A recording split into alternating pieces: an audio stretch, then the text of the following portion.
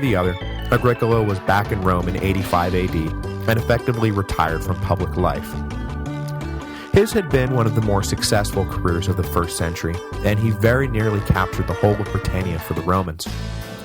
His work would be left permanently incomplete, though, as the legions he had led were soon transferred to the Danube to help fight the growing Dacian menace, which, unlike the Chatti menace, was all too real. The Dacians lived in the Carpathian Mountains on the far side of the Danube and had been stirring up trouble for years. For the first time in his life, Domitian was about to deal with a real existential threat to the empire. His response to the crisis offered a window into how the emperor really felt about war, defense, and imperial security. Whether he handled the situation properly is a matter of ongoing debate, but there is no doubt that the hawkish aristocracy, already chafing under Domitian, your lord and god, were appalled by his handling of the Dacian situation. The thing about Domitian is that he took Augustus's injunction about further conquest seriously, and really believed that the primary function of the legions was now frontier defense. He didn't want to invade Germania, he didn't want to conquer Dacia, he didn't want anything to do with Scotland. He considered these efforts to be expensive boondoggles that would stretch the legions too thin, cost blood and treasure Rome couldn't afford, and ultimately leave the empire weaker and more vulnerable for the trouble. When it came to military affairs, the great legacy of Domitian was not some new territory added to the empire or some great foreign enemy destroyed, but rather the expansion and strengthening of the Limes Germanicus, the frontier fortification network along the Rhine and Danube rivers that kept the northern empire safe from invasion. Eventually stretching to nearly 350 miles, the fortification network grew to include 60 permanent forts and some 900 watchtowers. Domitian would neither begin the project nor complete it, but he was committed to it wholeheartedly and poured money and manpower into the effort. The key line the Limes Germanicus cut was between the upper Rhine and the upper Danube. While the two great rivers offered a natural defense on their own against unpacified tribes, the stretch of land between the headwaters of each was a dangerous weak point for the empire, and Domitian aimed to close that gap once and for all. Though his work would finally be completed by Hadrian, the time and effort Domitian expended was critical and helped pave the way for a century and a half of security along the northern border. But while Domitian's efforts were critical, they were also criticized. High-ranking military officials and their civilian counterparts believed Domitian far too passive in his military strategy. If the empire was to be safe, it needed to defeat its enemies, not build a wall to keep them out. The fight needed to be taken to the source. It was no good to simply sit back until it was too late. What good was a watchtower if it only alerted Rome to an invasion force too strong to repel? Nascent alliances between barbarian tribes needed to be nipped in the bud before they grew into something truly dangerous. Soldiers were trained to fight, not sit on walls staring into space. It was unnatural. The contrast in style came to a head in Dacia, where each side could reasonably claim the actions of the other detrimental to imperial security. Ever since the Year of the Four Emperors, the tribes beyond the northern frontiers of the Danube had grown more and more bold. The Roman world seemed too preoccupied to care about their raids into imperial territory, and with each passing year the tribes, including the formidable Dacians, acted with increasing impunity. They finally crossed the line and got Rome's attention in either 84 or 85 AD, when a Dacian army invaded Moesia and killed the imperial governor. Hot on the heels of his great victory over the Chatti, Domitian personally led a force to Moesia to deal with the unacceptable affront to Rome's honor. Further signaling how seriously and how personally Domitian was taking the situation, his army included members of the Praetorian Guard and was led by his Praetorian prefect, Cornelius Fuscus. The Roman reinforcements were able to easily drive off the Dacians, who were not about to tangle with an imperial army guided by the emperor himself. By the winter of 85, the Dacians were cleared out of Roman territory, and Domitian returned to Rome to celebrate his second triumph. Though there was still not much to celebrate, this triumph at least had a ring of truth to it, and Domitian was quite pleased with himself for how well his military career was shaping up. But this second triumph proved to be even more of a mockery than the first. The Dacians were not defeated by a long shot, and when Cornelius Fuscus, on his own initiative, crossed the Danube to mop up the remaining combatants, he led his legions to one of their worst defeats since the catastrophe in the Teutoburg forest.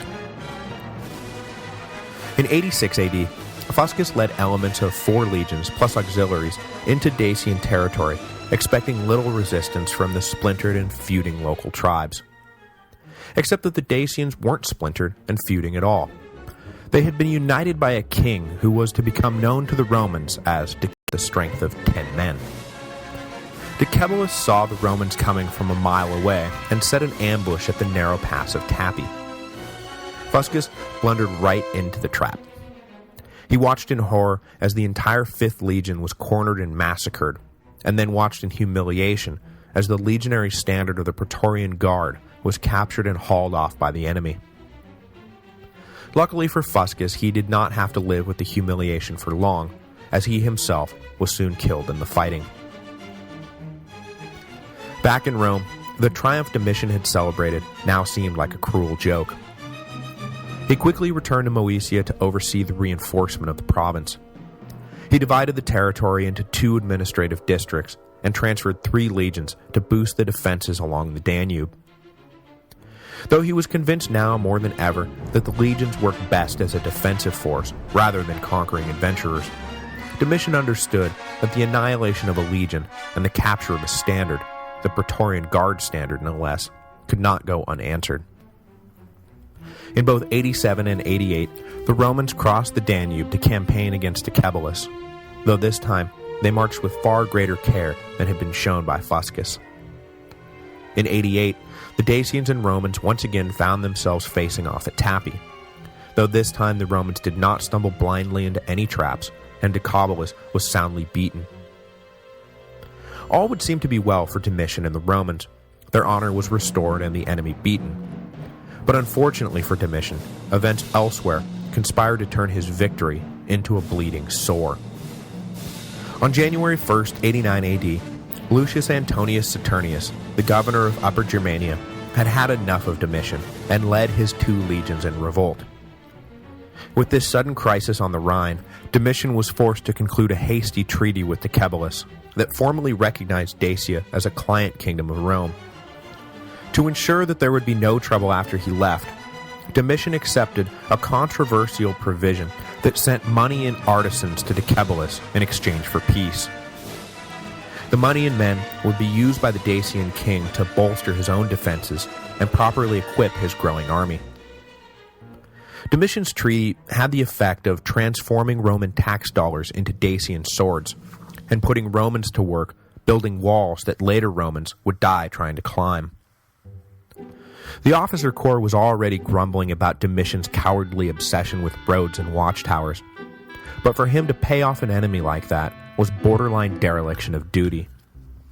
And they had a point. When Trajan decided to eventually crush Decebalus once and for all, he found the task far more arduous than it should have been, because of all the enemy fortifications built with Roman money. For the record, Decebalus did control lucrative gold mines that bought and paid for most of his army. Lucrative gold mines that had far more to do with Trajan's decision to invade than abstract notions of defending Roman honor, by the way.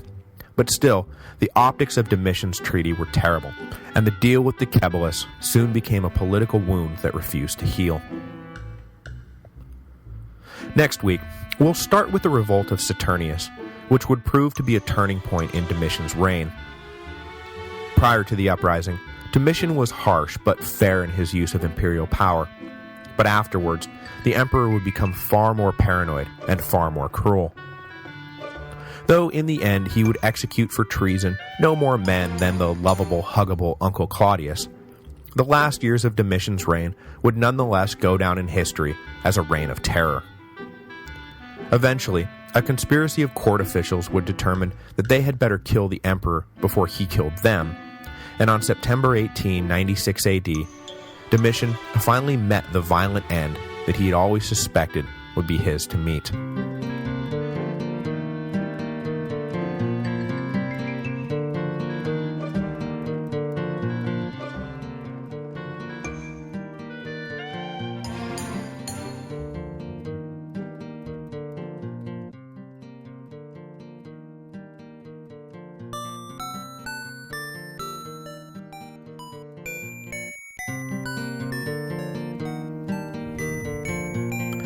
Hello, and welcome to the History of Rome.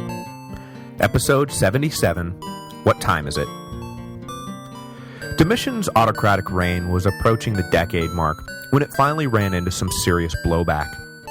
There had been mumblings and grumblings from day one, but thus far, his loyal bureaucracy and his loyal troops had forestalled any major attempts at revolution or coup. But on January 1st, 89 AD, exactly 20 years after Vitellius's revolt along the Rhine, two legions stationed in Upper Germany, led by their provincial governor Lucius Antonius Saturninus, refused to renew their oath to Domitian, and the Roman world once again stood on the brink of civil war. No one had forgotten the horror of 69 AD, and from the outside, Saturninus's revolt looked eerily similar to the Vitellian rebellion. Hadn't Caecina led two legions on the Upper Rhine in revolt? And hadn't that spark been carried down the river until the whole of the Rhine legions stood opposed to the legal emperor in Rome? And hadn't that led to self-destruction on a scale not seen since the days of Octavian and Antony? Yes, he had. Yes, it had. And yes, it did. But this time, things would turn out differently, partly due to the widespread loyalty Domitian had earned from the legions, in contrast to the bitter hatred they had directed at Galba, but also partly due to a heaping shovelful of luck. Had there not been an early thaw, who knows what would have happened. Unfortunately, we're never going to know the full story behind Saturninus's rebellion, but it seems that the governor had been planning his revolt for some time, and had probably made contact with like-minded senators back in Rome. We're never going to know because once the uprising was put down by Lapius Maximus, the governor of Lower Germany, who was first on the scene, the victorious governor burned all of Saturninus's correspondence before Domitian arrived. It is likely that the letters implicated all of Saturninus's fellow travelers, and Maximus, having done his duty and put down the revolt, had no wish for the aftermath to turn into a bloodbath. All that we really know is that Saturninus had made some kind of deal with his triumphal prop 6 years earlier, and the two legions under Saturninus's direct command were supposed to be reinforced by a strong Germanic army to help them make their stand against Domitian. The emperor responded quickly to the crisis, ordering Maximus to take all action necessary to quell the revolt, while he himself led a contingent of Praetorians north to deal with the situation. To help ensure victory, Domitian also ordered a legion from Spain to march in on the double. The legion arrived well after the danger had passed, but the unblinking loyalty of the legion's commander, a one Mr. Marcus Ulpius Trajanus, earned the commander the gratitude of Domitian, who put the man history knows as Trajan on the fast track to his own date with imperial destiny. Saturninus's army was on the Roman side of the Rhine, perhaps stuck on perpetual watchtower duty, which may have helped spurn the restless governor, and his plan was for the Chatti to cross the frozen Rhine before the rest of the Roman world had a chance to react. But the luck of the Flavians returned with a vengeance, and in the middle of January, an unheard-of early thaw turned the stable and thoroughly frozen Rhine River back into a rushing torrent. The Chatti were trapped on the far side, and Saturninus was suddenly left to face the full brunt of imperial reprisal with only two legions at his back. Just 24 days after the revolt began, Saturninus and his legions surrendered to Maximus. As I said, Maximus